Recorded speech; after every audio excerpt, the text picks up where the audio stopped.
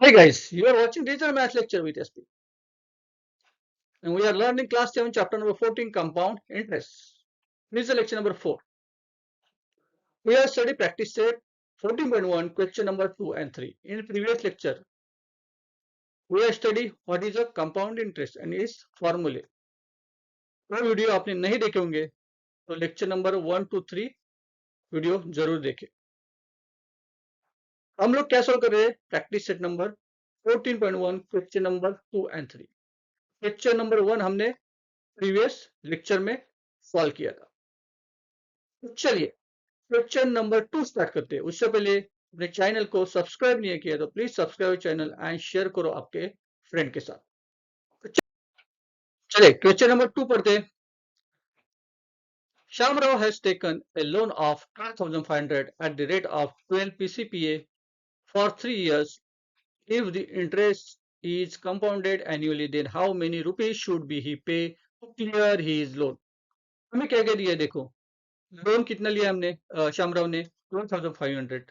कितने रेट से 12 पीसीपीए मतलब 12%. पीसीपीए मतलब percentage per annum. Percentage per annum for 3 year. 3 year के लिए लिया. हमें कितना पे करना पड़ेगा बैंक को. हम बैंक से क्या लेते हैं लोन लेते. लोन मतलब क्या लेते अमाउंट लेते प्रिंसिपल अमाउंट लेते. उसको उसके बदले हमें उनको क्या देना पड़ता है interest plus principal amount. Interest plus principal amount निकालने का फॉर्मूला हमें पता है. पहले देखते हैं क्या क्या हमने हमारे पास है. Principal amount 12,500 P equal to principal amount 12,500. Rate of interest R equal to rate of interest R equal to 12 PCPA and N means number of year that is 3 years. What is our formula? A equal to amount equal to P multiply 1 R divided by 100 N means number of year. Put value हमारे पास principal amount है P है R है N है तो हम लोग value put करेंगे. 12,500 multiplied by 1 plus 12 divided by 100 cube. Correct. चलो हम कैसे सॉल्व करेंगे. 100 को 1 से मल्टीप्लाई करेंगे. 100 को 1 से मल्टीप्लाई करेंगे पहले. क्या आंसर रहेगा हमारा a equal to 12,500 multiply by 100 plus 12 divide by 100 cube. 100 plus 12 is 112. हम लिखेंगे 12,500 multiply by 112 divide by 100 cube. अभी देखिए हम इसको डिवाइड करेंगे पहले. ठीक है डिवाइड करेंगे तो क्या आंसर रहेगा. किससे डिवाइड होता है 4 से डिवाइड हो सकता है. तो 4 25 4 जा 100. और आप लोग ऐसे भी कर सकते हो 2 4 4 2 जा 8 4 2 जा 8 रिमेनिंग इज 2 2 5 जा 20. राइट. सो 25. फिर इसको करते हैं 4 2 जा 8 रिमेनिंग इज 3 32 हो गया. 4 8 जा 28. So answer is 28 divide by 25. So क्या लिखेंगे हम लोग a equal to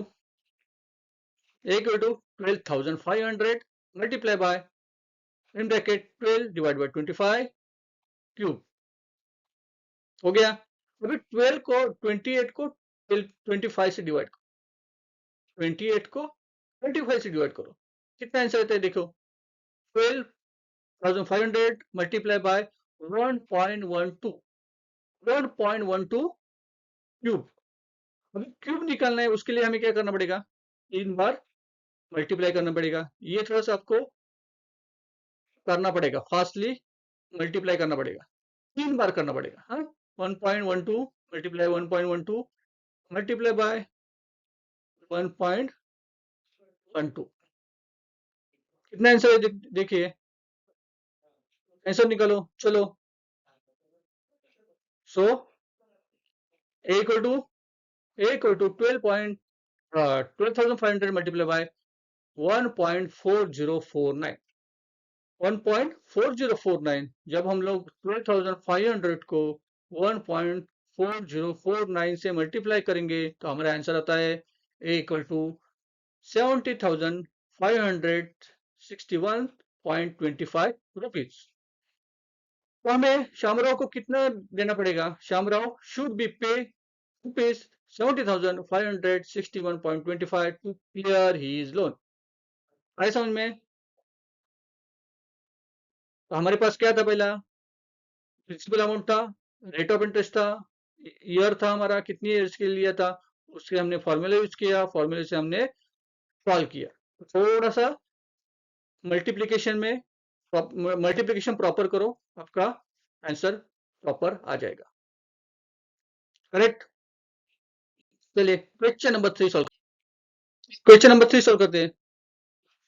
Question number 3 is to start a business. Shalaka has taken a loan of 8,000 rupees at the rate of 10.5 or 10(1/2) PCPA after 2 years. How much compound interest will she have to pay?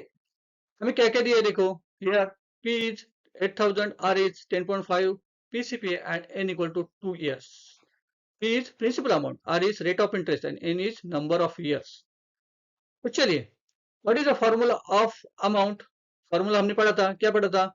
P multiply 1 plus R divide by 100 n must मतलब number of year, number of कितने साल के लिए loan लिया है। Value put करो, equal to what is principal amount 8,000 multiply by 1 plus 10.5 divide by 100 square.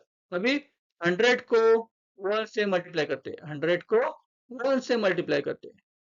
Correct. तो क्या आएगा जब हमारे पास P equal to 8,000 that is 100 plus 10.5 divided by 100 here.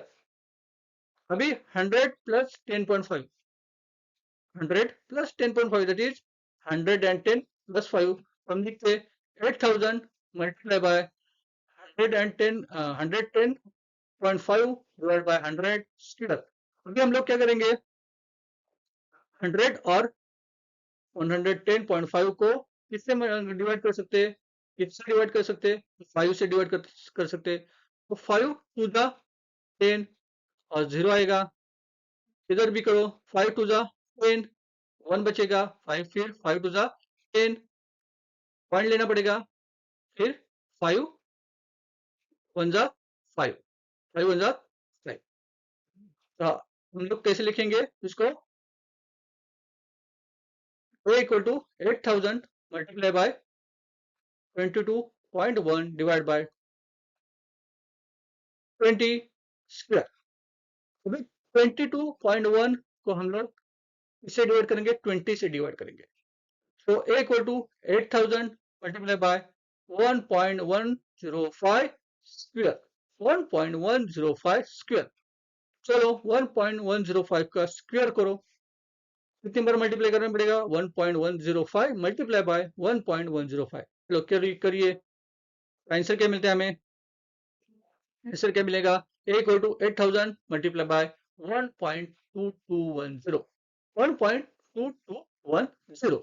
अभी वो 8,000 को इससे मल्टीप्लाई करेंगे, 1.2210 से मल्टीप्लाई करेंगे, दैट इज आंसर आता है 9,768 रुपीज, 9,768 रुपीज।